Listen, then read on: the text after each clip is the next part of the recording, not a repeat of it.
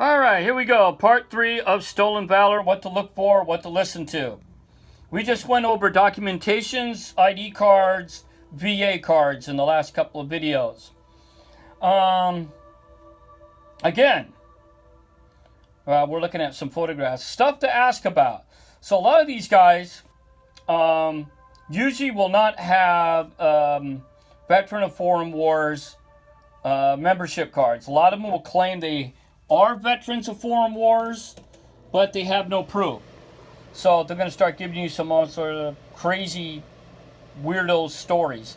I've ran into CIA assassins, Navy SEALs, Delta Force, Army Rangers. I ran into just about everything at the VA. A lot of these guys will not have actual proof. So what you do is you turn around and you start grilling them. Especially Army. Since I'm more of a fucking Army and an Army National Guard guy, I pretty much know a lot of Army stuff. Marine Corps stuff I'm not so hot on. So basically, all I can do is just kind of put a big question mark on it and move on. But, you know, even if you run into guys who claim to be Marine Recon or whatever, or Navy SEAL, you usually can pick up on stuff pretty quick. And as for me, for the Navy SEAL stuff, I know that only, I think Bud's like 315 is going on right now. I think right about now, 315 or 316. If anybody claims that they graduated from Bud's like 350 or class 360 or 400, you know they're full of shit, because those classes are not going to be rolling until for the next 10 years. So that's, I guess, how you can tell from a Navy SEAL. There's also little other details talking about Navy SEALs, about especially their rigs and their setup. For Air Force, I don't really know too much about. So I really can't be able to do anything about that. And most people at the VA, very few of them claim Air Force. Very, very few. But a lot of them will claim Army, Navy SEAL, or Marines. Now, for the Army stuff, I can pretty much nail it down pretty good. Especially if they were a veteran right around my age. I'm in my 50s right now. So if you ask them, oh really, so what did you do in the Army? Almost 90% of them, 90%, will always claim to be something high speed, no matter what it is. I've ran into guys that claimed they were Army Rangers, Special Forces, high speed paratroopers, Army Recon. It's almost always those big high speed friggin' units. So ask them where they did their basic training. Oh, so where'd you do your basic? You know, they better come up, especially if they're my age, in their 50s or even in their 60s. They better claim 2 goddamn places that train the infantry. One better be Fort Ord, before it closed down in the mid-80s, or Fort Benning, Georgia. If they claim their infantry anywhere else, they are full of shit. Especially if these guys are in their 50s and 60s. Okay? Ask them where they took their Special Forces training. If they come up with some off-the-wall weirdo bullshit stuff, like Fort Knox or Fort Hood, you know, that's a fucking no-go at this station. I don't fucking think so. Those guys mostly train out of Fort Bragg. Ask them where they took their jump school. If they come up with some sort of off-the-wall fucking places, you better tell them what the fuck over. Because Fort Benning, Georgia was usually the only place you could do jump school. Unless, of course, you're 101st Airborne back in the day. They had their own jump schools in Fort Campbell. I know of a couple guys who got their jump wings in Campbell.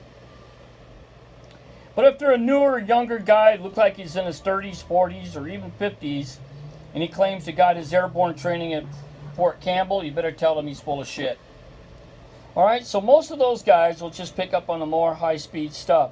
Ask them where they did the AIT. Ask them their MOSs. Especially if they come up with off-the-wall weirdo MOSs. Ask them about it.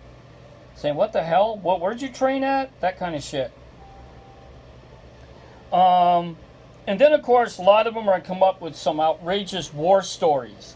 I ran into a guy recently that I used to know back in the National Guard, claimed that he snuck aboard the 7th Special Forces bus in Fort Ord.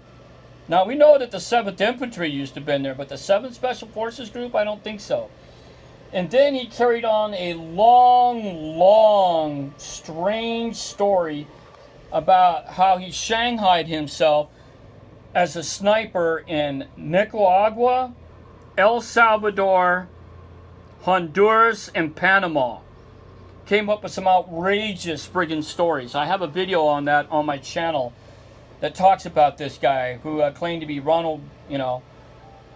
claimed to drive a patrol car around Ronald Reagan's house back in the 80s and 90s. I mean, crazy stuff. So a lot of guys are going to talk about, they're going to be claiming to be snipers with some outrageous amount of fucking kills. And that's when you usually say, hey dude, what kind of bullshit is this? You know, I ran into guys that claimed they had 200 kills or whatever. I'm like, oh boy, here we go. And of course they claim a lot of medals. I've ran into a lot of guys claiming lots of medals, Purple Hearts, Bronze Stars for Valor, a number of CIBs, tabs, all sorts of crazy shit. Now, as for me, I don't claim stolen valor at all. I am nobody special. I'm just a National Guardsman who did his 3 deployments. You know, nothing spectacular happened. You know, I went out, did the shit, got my t-shirt, came back home. I could wear the hat. That's about it. Nothing special about me. Just one of about 1 million fucking people who rotated through those countries. And that was all. And I was infantry. I was 11 Charlie. I was even a light wheel mechanic. I retired out of the 11th ACR. Nobody special. But you're going to run into a lot of war heroes out there, guys. So don't forget to ask them. Cards. ID cards. BA cards. 2-1s. MGB-22s. DD-214s. Guarantee you that 99% of these guys will not be carrying any of those items on them. But it doesn't hurt to ask. And that is the end of part 3. God bless America and fucking hua hua.